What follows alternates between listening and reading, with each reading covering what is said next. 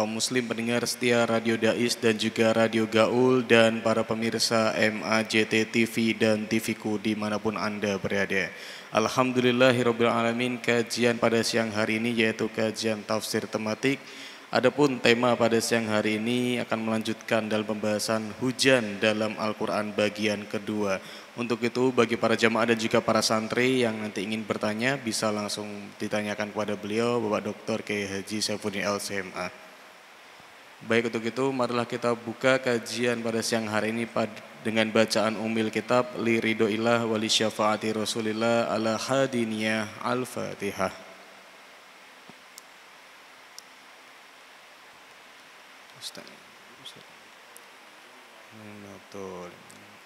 Baik, langsung saja kita simak bersama kajian tafsir tematik pada siang hari ini bersama beliau Bapak Dr. Kiai Haji Saifuddin LCMA. Kepada beliau waktu dan tempat disilahkan.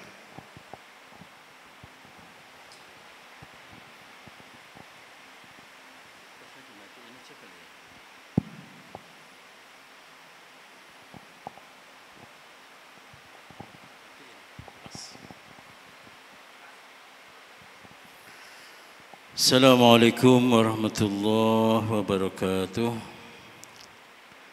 Bismillahirrahmanirrahim. Alhamdulillahirabbil alamin.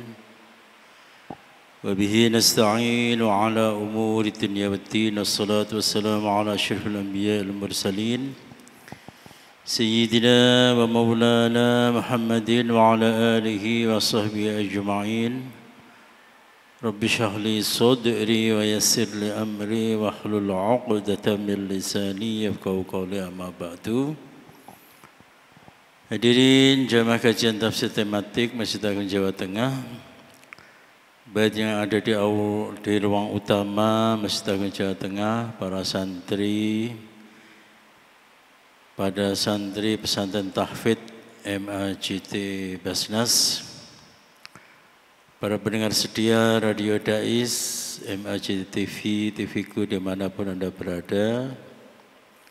Alhamdulillah pada siang hari ini kita masih akan melanjutkan kajian kita yaitu tentang hujan di dalam Al-Quran. Semoga kita semua senantiasa diberikan sehat walafiat, yang sakit diberikan kesembuhan, yang miskin diberikan kekayaan, yang membutuhkan diberikan kecukupan-kecukupan. Amin Allahumma amin. Sebagaimana sudah disebutkan pada pengajian yang lalu, bahwa Al-Quran di dalam berbicara tentang hujan itu tentu saja berbeda dengan kita manusia, khususnya yaitu orang Indonesia, tentang konsepsi kita terhadap atau tentang hujan. Barangkali bagi kita hujan itu adalah hanya sekedar air yang turun dari langit. Atau mungkin bagi para petani, hujan itu adalah suatu berkah yang bisa menghidupi tanaman-tanaman, yang bisa menghidupi pepohonan-pepohonan yang sedang mereka tanam. Bagi ilmuwan, barangkali hujan bisa diteliti. Bahkan teknologi modern konon itu bisa membuat hujan buatan. Akan tetapi Al-Quran berbicara tentang hujan itu jauh lebih detail, jauh lebih teliti, jauh lebih mendalam dari apa yang dikonsepsikan oleh manusia. Pertama-tama sebagaimana disebut dalam pengajian yang lalu, Al-Quran menyampaikan banyak diksi yang menunjuk arti pada hujan. Ada al-matar, ada al-ghais, ada as-sayyib, ada al-wabil, ada at-tal, ada ar-raja' dan seterusnya dan seterusnya. Dari sisi kebahasaan ini menunjukkan bahwa pandangan Al-Quran terhadap hujan itu sangat-sangat teliti dan sangat-sangat detail. Sangat-sangat teliti dan sangat detail. Itu bisa kita katakan kalau kita lihat dari sisi luaran ya, dari sisi luaran tentang apa itu hujan. Dari sisi luaran. Sementara Al-Quran itu lebih dalam daripada itu. Lebih dalam daripada itu. Kalau orang bisa membuat hujan buatan, kalau orang bisa meramalkan bahwa nanti akan turun hujan atau besok akan turun hujan dengan volume air sekian misalnya ya. Tapi Al-Quran lebih dari itu. Hujan yang turun itu hujan yang rahmah, hujan yang memberi manfaat atau justru hujan yang memberikan madarat. Yang memberikan madarat. Demikian juga Al-Quran ketika berbicara tentang hujannya itu misalnya dalam ayat wallahu alladzi arsala ar-riyaha lawaqiha fa anzalna minas sama'i ma'. Allah mengutus angin. Allah mengutus angin untuk menjadi pelanangan, untuk menjadi pejantan yang bisa membuahi awan sehingga menurunkan hujan. Yang menarik adalah Al-Quran menyebut dengan kata arsala wa arsalna, dan kami mengutus. Jadi seakan-akan, bukan hanya seakan-akan ya, itu memang bahwa angin yang menjadi bakal hujan itu benar-benar turun ke bumi. Angin yang bisa membuahi buah-buahan atau putik-putik bunga. Angin yang bisa menyejukkan orang yang lagi duduk di gazebo, lagi deres Quran misalnya. Itu semuanya adalah angin yang diutus oleh Allah Subhanahu wa ta'ala. Kita bisa membayangkan ya, yang namanya utusan. Yang namanya utusan itu adalah suatu sosok yang mempunyai sifat sidik, tabligh, amanah, dan fatonah. Nah, angin juga demikian. Dia tidak mungkin khianat dari perintah Allah Subhanahu wa ta'ala. Dia tidak mungkin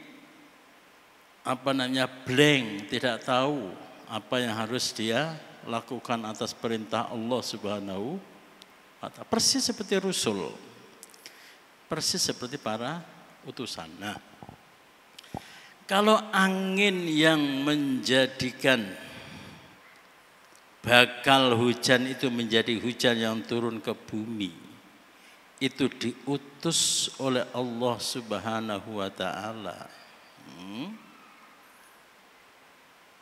Otomatis hujan yang turun ke muka bumi itu juga berdasarkan perintah, berdasarkan hitungan dan kalkulasi dari Allah Subhanahu wa ta'ala.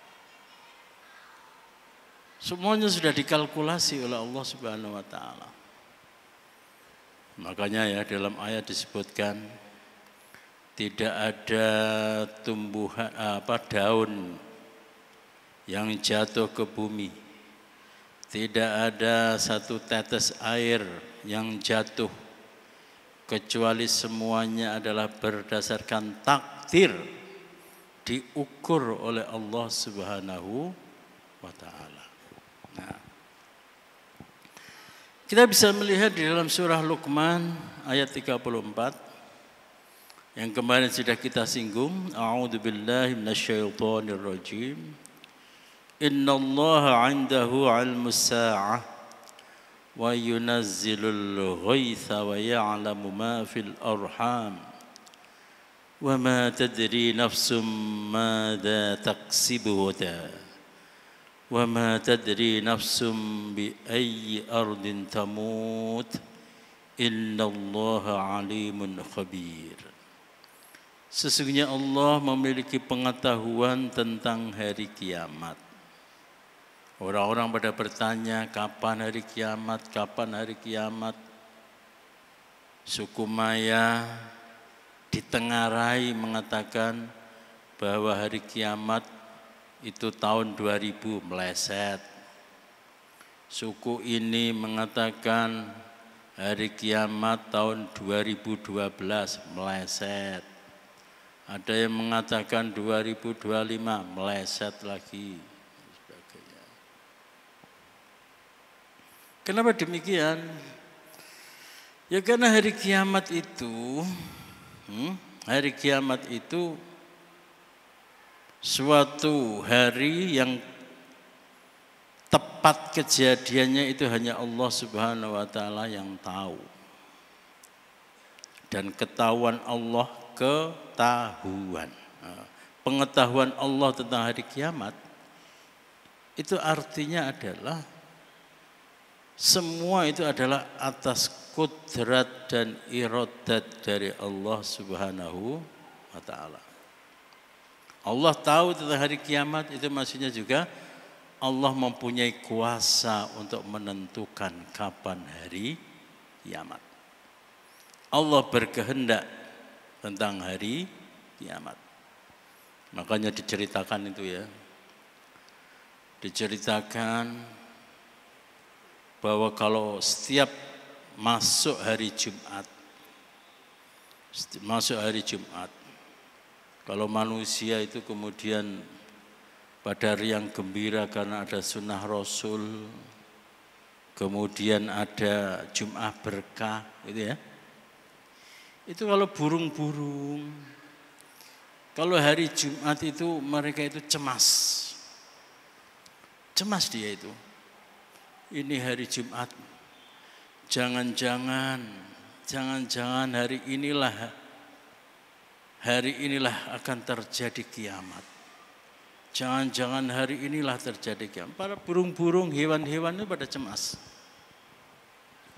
Hewan-hewan pada cemas. Itu seperti para tersangka KPK itu ya, yang biasa disebut dengan Jumat keramat itu. Jadi memang ada cerita itu ya, ada seorang bupati di Jawa Tengah itu ya, dia sudah ditersangkakan oleh KPK tapi belum ditangkap. Itu kapan masuk dino Kemis, itu jantungnya berdebar, dek, dek. Kemis, kemudian malam Jumat, uang dengan santainya berjanjian yasinan dekne jeduk. Ya. Jangan-jangan ono tamu, tamune iku KPK. Ya. Wa yunazzilul ghaitha, dan Allah menurunkan hujan. Seperti saya katakan kemarin ya. Kenapa turunnya hujan? Nah, ini bahasa Al-Qur'an itu beda ya. Bahasa Al-Qur'an beda dengan bahasa terjemahan. Kenapa turunnya hujan? Kenapa turunnya hujan itu dianggap sebagai rahasia Allah? Nah, coba Anda perhatikan. Di sini menggunakan kata wayunazzilu.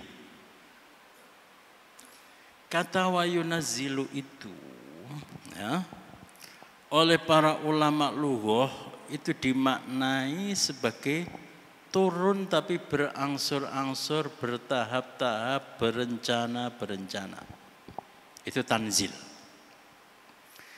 Beda dengan wayun zilu. Kalau wayun zilu itu turun tapi turunnya adalah secara sekaligus. Itu yunzil. Nah, coba kamu lihat.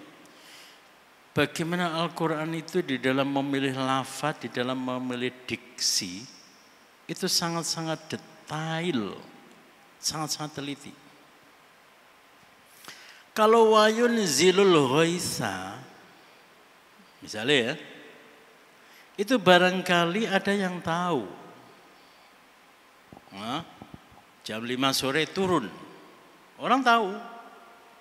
Tapi turunnya itu tahap pertama berapa juta kubik, tahap kedua berapa juta kubik, tahap ketiga berapa ribu kubik, misalnya ya. Turunnya berangsur-angsur, tidak ada yang tahu. Yang tahu hanya Allah Subhanahu wa ta'ala. Makanya Al-Quran memilih kata yaitu wayunazzilu, bukan wayun zilu. Apalagi misalnya ya, Al-Quran tidak menggunakan wanuzulul ghaisi, tidak. Innallaha 'indahu 'ilmus sa'ati wa nuzulul ghaisi, dan turunnya hujannya. Kalau turunnya hujan, BMKG mungkin tahu. Jadi kalau ada ngomong saya tahu hujan akan turun jam sekian. Saya tahu hujan akan berhenti jam sekian ya, waktu sirkuit di Mandalika itu ya.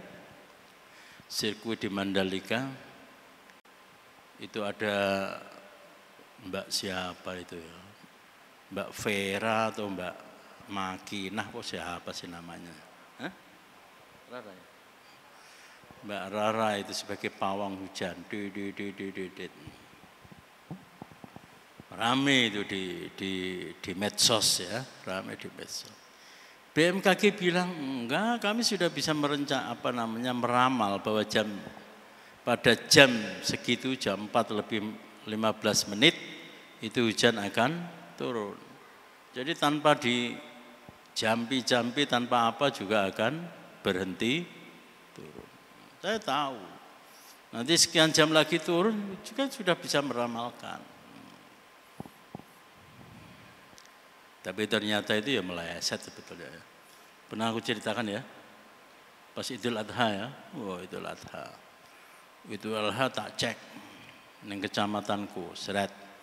Hujan turun jam 7, tapi hujannya kecil-kecil ya, rintik-rintik. Ternyata apa? Blas terang benderang. Nek pengen ngecek coba, besok menurut BMKG apa, kemudian kenyataannya apa. Sering meleset. Sering meleset. Ya meskipun ramalan akan turun hujan, entah itu rintik-rintik, entah itu lebat dan sebagainya. Tapi pengetahuan manusia itu tidak sampai pada pengetahuan yaitu yunazzilul ghaitha. Tidak bisa. Kalau yunazzilul ghaitha itu hanya Allah Subhanahu wa ta'ala yang mengetahui.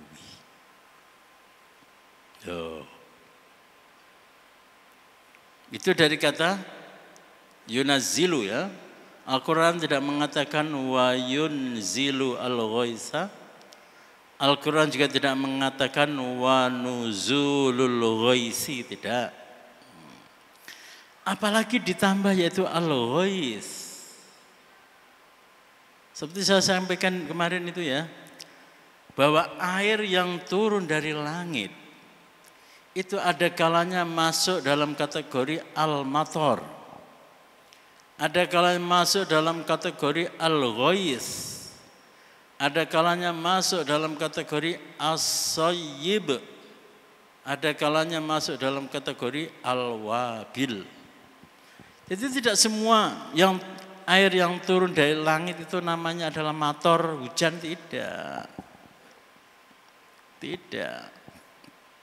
Nah inilah yang saya katakan bahwa hujan di dalam perspektif Al-Quran itu ada sisi atau aspek transendental.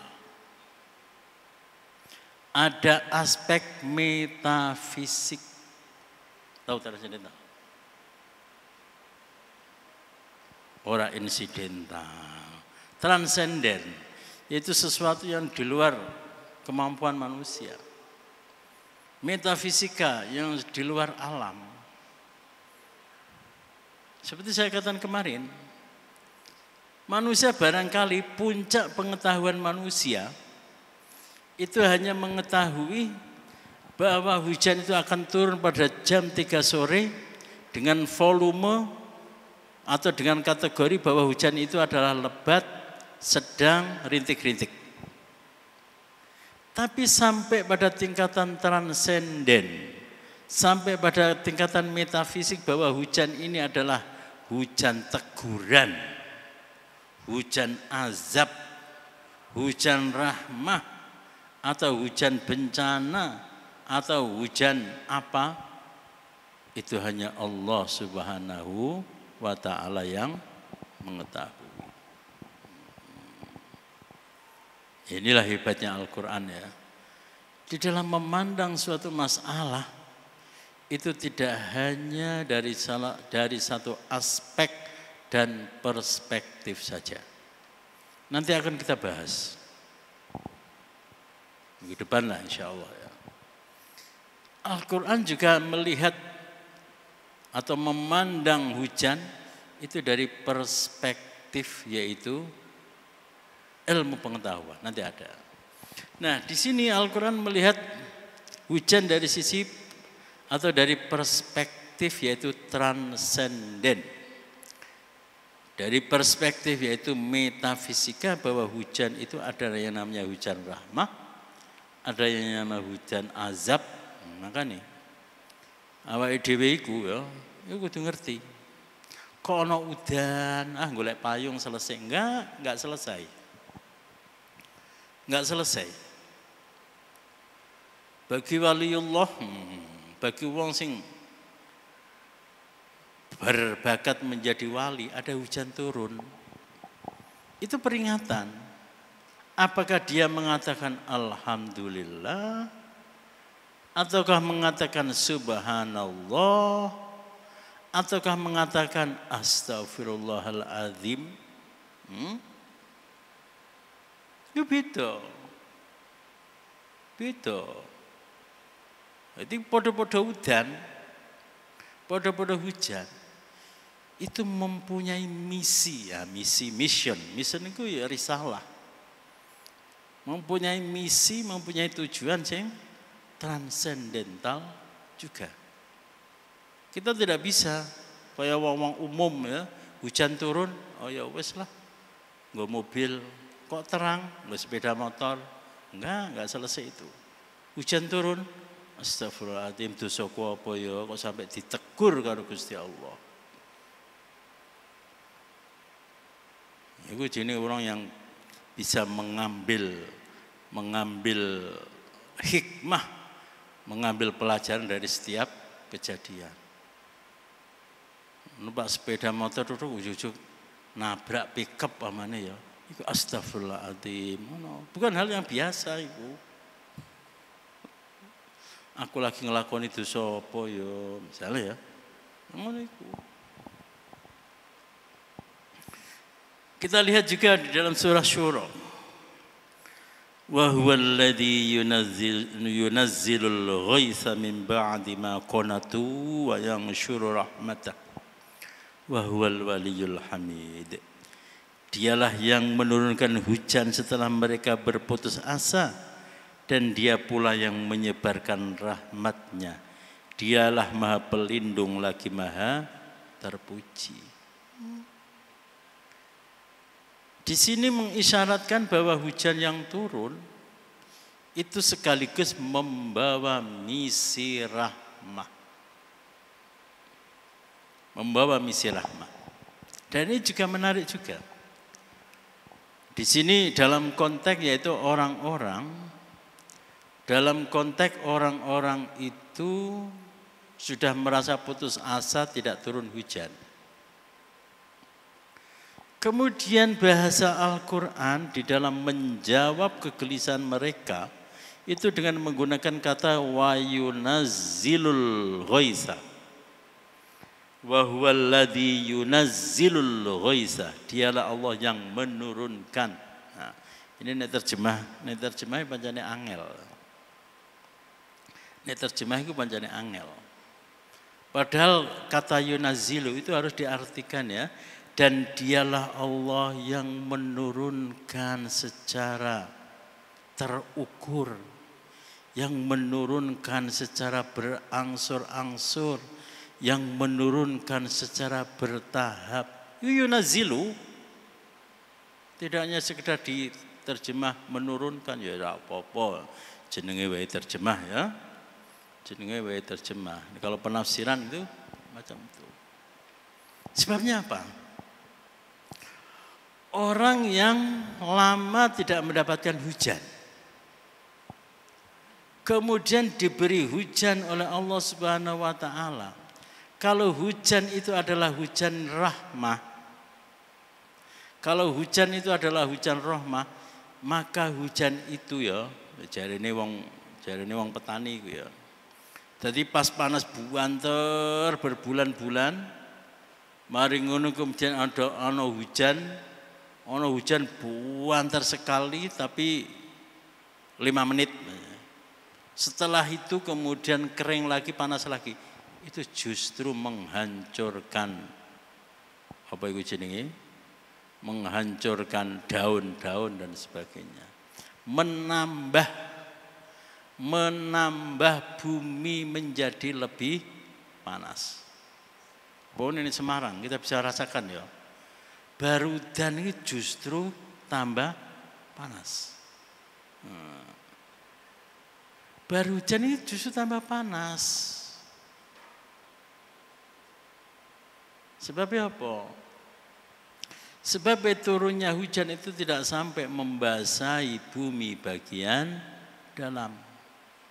Nek enggak membasahi bumi bagian dalam, maka bumi yang di dalam itu menguap.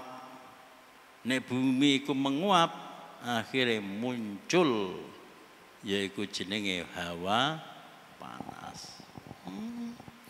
Jadi hujan yang turun itu belum mesti dia itu adalah al-ghais. Hujan bisa jadi itu adalah sebagai musibah, sebagai peringatan. Itu secara umum ya, secara umum. Secara individual, secara personal, masing-masing hujan itu juga peringatan kepada masing-masing manusia. Setiap hujan itu juga menjadi peringatan kepada manusia. Hujan turun. Bagi menungso ya, ndang dandani omahmu. Hujan turun, ndang wadahono. Hujan turun, akeh ana istighfar. Hujan turun, akeh maca tasbih, macam-macam. Tergantung. Persis seperti rusul, seperti utusan. Itu juga demikian. Rasul ya. Rasul itu bisa menjadi hadian, petunjuk. Mubasyiron, memberi kabar gembira. Nadhiron sebagai pengancam. Sirojan sebagai lampu. Muniran sebagai pencahaya. Rasul. Hujan padha wae. Hujan juga demikian. Makanya ya. Sing jenenge rasul iku ya ana sing wujude menungso, ana sing wujude malaikat, ana sing wujude angin, ana sing wujude udan. Nah kalau kita itu bisa mengetahui ya Allah ini adalah utusanmu ya Allah. Dia sedang membawa misi apa ya Allah. Oh hebat ya. Dan bagian yang kedua kita bisa melihat hujan tidak hanya berupa air. Nah ini yang menarik ini. Perspektif Al-Quran tentang hujan. Bagi Al-Quran yang namanya hujan itu tidak melulu H2O, benar H2O. Tidak melulu H2O yang turun dari langit. Tapi hujan menurut perspektif Al-Quran itu bisa juga batu-batuan, burung ababil, kerikil, dan sembarang kalir yang turun dari langit yang menjadi media untuk mengazab orang-orang kafir.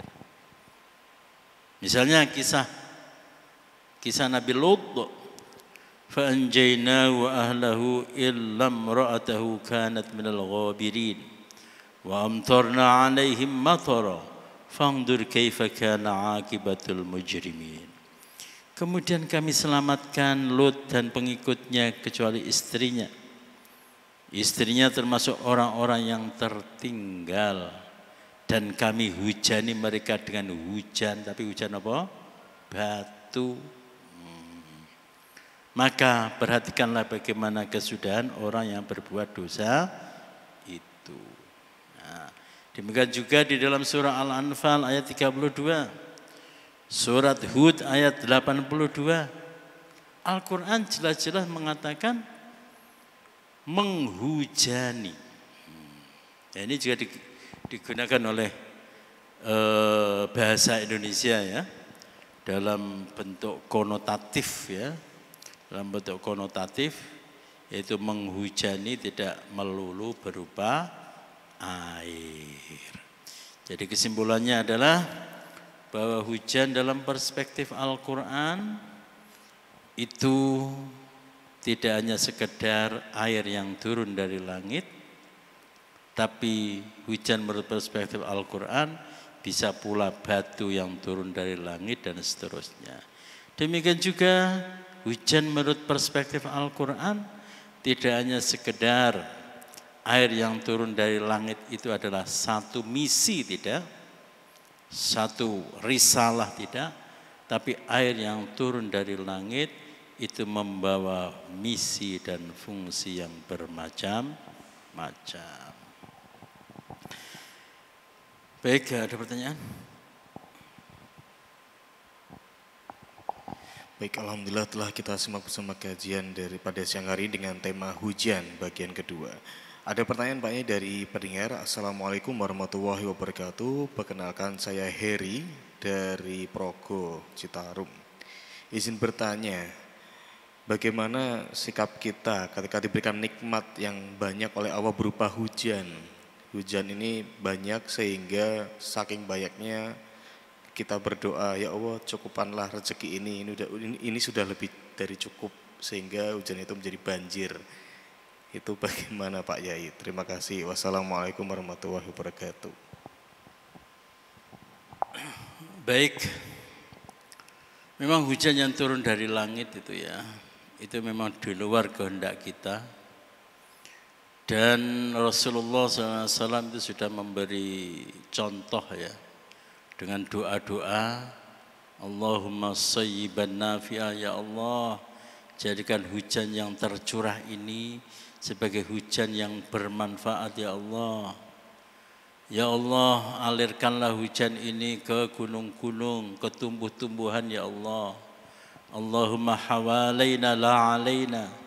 Ya Allah kalau hujan ini adalah hujan azab, maka singkirkan, jauhkan dari kami ya Allah. Berilah kami hujan yang memberkati dan memberi rahmat kepada kami ya Allah. Jadi ketika hujan turun, ya kita itu memang disunnahkan untuk berdoa kepada Allah. Yang intinya adalah kita memohon hujan yang turun itu menjadi hujan yang rahmah. Hatta bahkan meskipun hujan tersebut itu secara rata-rata orang itu memang hujan rahmah. Jadi ketika orang kemarau panjang, kemudian hujan deras dan hujannya juga tidak membuat banjir ya, memang benar-benar rahmah. Itu bisa jadi itu adalah sebuah teguran dari Allah Subhanahu wa taala kepada kita. Sebagaimana saya sampaikan tadi ya. Jadi hujan itu adalah rasul. Hujan itu adalah utusan Allah Subhanahu wa taala. Sosok nabi kita Nabi Muhammad sallallahu alaihi wasallam. Bagi Abu Bakar, bagi Umar, bagi orang-orang soleh, bagi orang-orang mukmin, itu beliau itu menjadi rahmah, menjadi mubasyir, menjadi pemberi kabar gembira. Tapi bagi kita orang-orang yang banyak dosa, Nabi Muhammad, sosok Nabi Muhammad itu adalah sosok naziran, sosok yang memberi peringatan. Nah, jadi yang bijak adalah kita itu harus ada di dalam khauf dan roja. Ada sesuatu yang kelihatannya nikmat kita syukuri, tapi di balik itu kita juga harus waspada. Jangan-jangan apa yang diberikan oleh Allah itu bukan murni kenikmatan, tapi itu adalah ujian. Itu adalah ujian. Sebab apa? Nek hitung-hitungan ya, nek hitung-hitungan rizki kenikmatan yang diberikan kepada kita, orang ono apa-apa nih dibandingkan rizki yang diberikan oleh Allah Subhanahu wa taala kepada Firaun, kepada Qarun. Rezeki yang demikian banyak yang diberikan kepada Qarun, ternyata itu adalah azab. Maka logikanya, berarti rezeki yang diberikan oleh Allah kepada kita yang tidak seberapa dalam ukuran wong sugih ya, itu ya ada kemungkinan itu adalah nikmat, ada kemungkinan adalah azab. Udah? Ada pertanyaan?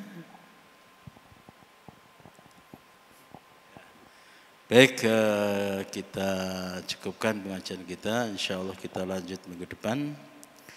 Kita akhiri dengan doa kafaratul majlis. Subhanakallahumma wa bihamdika asyhadu an la ilaha illa anta astaghfiruka wa atubu ilaik. Assalamualaikum warahmatullahi wabarakatuh. Waalaikumsalam warahmatullahi wabarakatuh. Alhamdulillah kajian tafsir tematik pada siang hari ini telah selesai. Semoga kajian pada siang hari ini mendapatkan ridho dari Allah Subhanahu wa taala dan senantiasa kita semua diberikan berkah dan juga manfaatnya. Amin amin ya rabbal alamin. Akhirul kalam wa muwaffiq ila aqwamit thoriq. Wassalamualaikum warahmatullahi wabarakatuh.